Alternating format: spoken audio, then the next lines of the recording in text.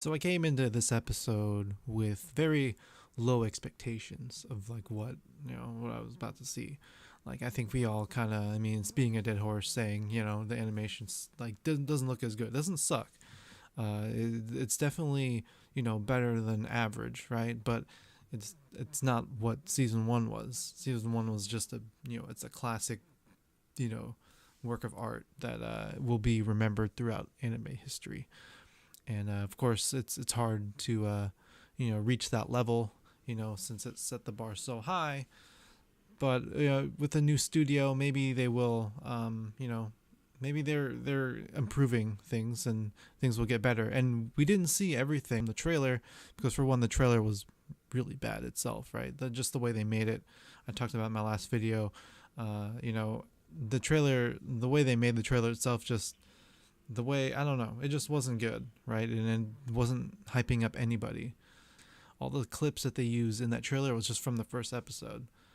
I don't know how many episodes they announced. So I mean, what I heard was that it possibly, since they lowered the animation quality a little bit, that enables them to be able to make more episodes, right? To make it kind of more of a longer series, or maybe possibly an ongoing one, or most likely, if they keep it going, it'll be like My Hero Academia, where maybe 25 episodes and then wait a while and then go to another one, or was it 13 or something like that? I don't know. But yeah, like seasonal thing, but not like a 4-year wait like we had with this one.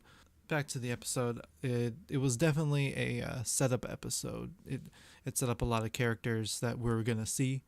I'll talk about them later. We mainly focus on King. King is someone from what we know from the first season. He's just an S class hero, ranked really high and hyped up to be the strongest human being on the planet. And from our viewers' perspective, we know that Saitama is.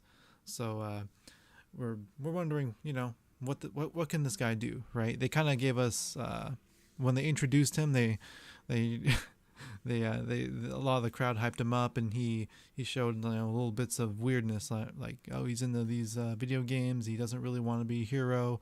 Um, what kind of person is he? And maybe he's kind of like Saitama, right? He thinks everything is a drag. He's tired of being a hero because it's probably so boring because he's so strong, right? And that's kind of the reason why Saitama tracked him down the episode, because he heard about all about King, and he was curious to see if he was the same way as him. And yeah, so we get a lot of we get an introduction to King, and he it starts off with King fighting a robot, and this robot apparently is almost or as strong as or more than Genos. So it's definitely an S class level monster, or whatever disaster level S class is, dragon or something, or disaster. Right off the bat, we know we get it's revealed that King is not who he is hyped up to be. He's a coward, and he knows that all the things that's happened to him is just by pure luck, and somehow he hasn't been caught, and somehow he hasn't been killed. Like, you'd think that with all the monsters hunting him down, he's kind of a big target. No, like of course, with the weaker ones, he's able to deter them, right, just by his name. And because of his name and reputation, his presence is just very intimidating. And just like when we saw in the beginning, that I don't know what you call it, iguana dude or whatever with the tongue. It reminds me of that iguana character guy from Hunter x Hunter, one of the Chimera ants who can cloak himself and hide his presence. But I guess, I mean, in terms of ability, it's different. But just the design reminded me of him. But anyway, so with that kind of character, he can deter, he can paralyze them with fear, and he doesn't have to fight. He has to reveal, that he can't fight at all. But it comes a hero like this. He's a very strong, this is a machine, and it. When you have strong characters, they want to test themselves against the best. So King is kind of a big target, so I'm just surprised that he's survived this long, right? Like, I think these monsters kind of know him, know where he is. That's why that bird monster flew straight into his apartment. But I don't know how he survived this long, but things don't have to make sense, right? And so yeah, we learn he's a coward, and that that King Engine is just his heartbeat just going crazy because he's just full of fear, right? And yeah, he runs away, and Genos takes care of that monster, or that the villain. And then eventually Saitama goes up to his apartment and interrogates him, asking him why didn't he fight the monster? Why is he just playing video games? And I mean, Saitama is generally curious, right? Because he is bored from being a hero because he's so strong, and I guess he found someone that could relate to him, and he wants to know, and he also knows what it takes to be a real hero, and so seeing King run away like that kind of confuses him, and we later find out the truth.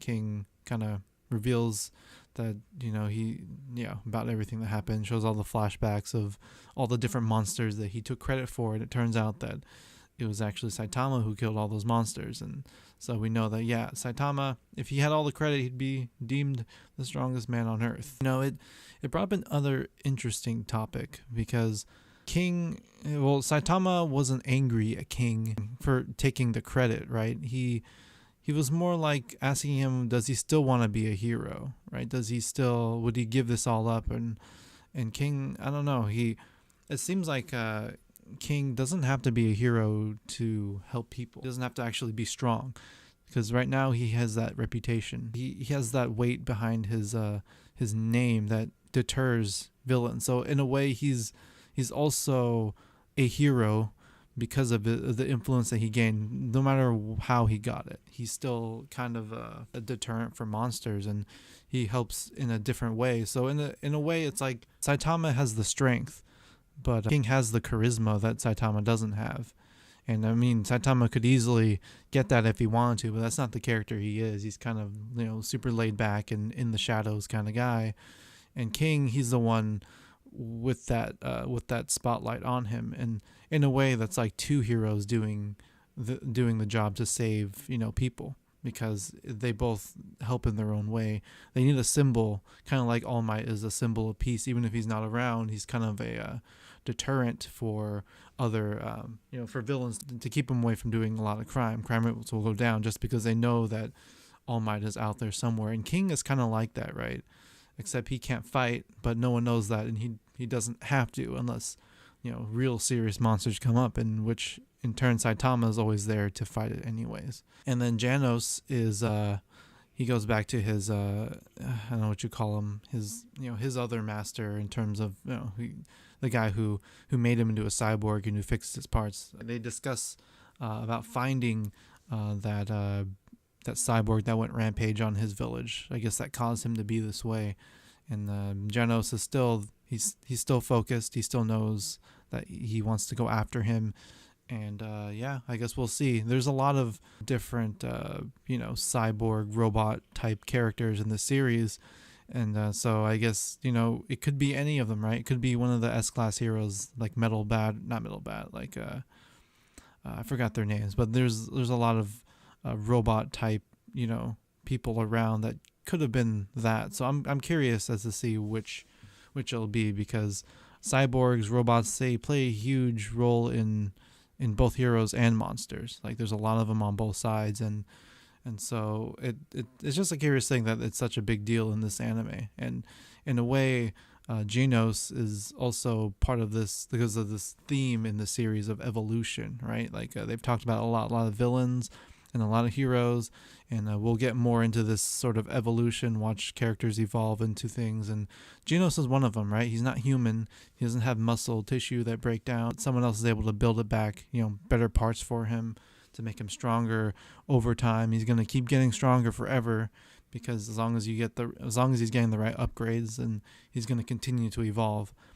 And so it's just a interesting aspect when it comes to the series that I didn't really think about before. So we see Sonic. He's back, and he looks like he was trying to join the Hero Association, basically just to find Saitama, right? He can't find him because Saitama's kind of a mystery. He recognizes his strength, and he knows that this guy is ridiculous, but that's all he knows about him. He's not, since Saitama isn't famous, not like King, he doesn't know where to find him. So we try to go and join the Heroes Association and to I guess be recruited and just find a way in.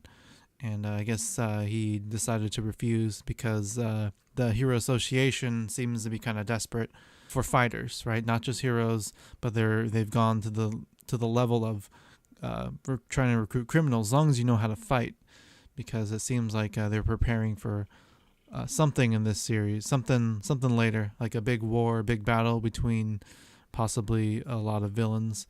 And so yeah, we can. This is kind of a foreshadowing thing. We know Sonic is a really strong hero. He's probably an S-class himself, like level, but there's a ton of those characters out there, right? It's not just the S-class heroes that we know. There's tons of strong characters out there, and they will be shown eventually. So we get introduced to Hellish Blizzard, Class B, Rank 1. She's Saitama is in rank B now, so she's kind of like at the top. And if it's anything like the way into rank S, then probably the only way for Saitama to get to rank A would be to get past her somehow, right? Maybe. And so it looks like she's an Esper or a psychic type hero. And we'll see where this goes with her. That's basically it. They just showed that her and Sonic, everyone's looking for Saitama, and yeah, it's just a setup episode. So we know that things are about to go down. Saitama is becoming more well known in in the underground sense, where it's not like he's mainstream knowledge that he's strong, but strong people have recognized who he is. And more and more people are flocking and gravitating towards him. And we also learn more about Saitama. He despite we don't really get much. We don't really know much about his journey of how he became that strong. He said his famous doing 100 push-ups, 100 sit-ups, 100 squats, and running 10Ks, and no air conditioning and stuff like that. We know all that. That's what he said, but we never actually see his journey.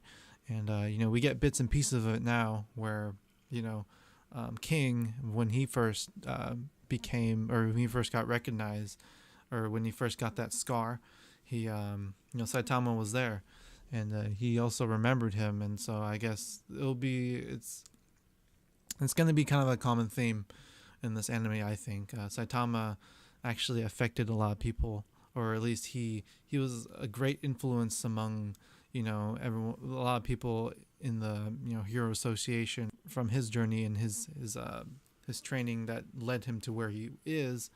And so we'll be revealed more as to what else he's done, and maybe how he lost his hair. So let me know what you guys think about this episode. Do you think it was good enough? Would you keep continuing to watch it, or just reading the manga or the webcomic or whatever? I think I'm going to keep watching it. The animation was good enough, not as good. And I mean, the trailer didn't give me any excitement or expectations. And so this was slightly better, knowing that they didn't really show us everything, that is to come. They only showed us clips from the first episode. I have hope that things will improve. And just from the characters, I know they also introduced Garo, who's one of those guys in the in that crime place, or in that recruitment center.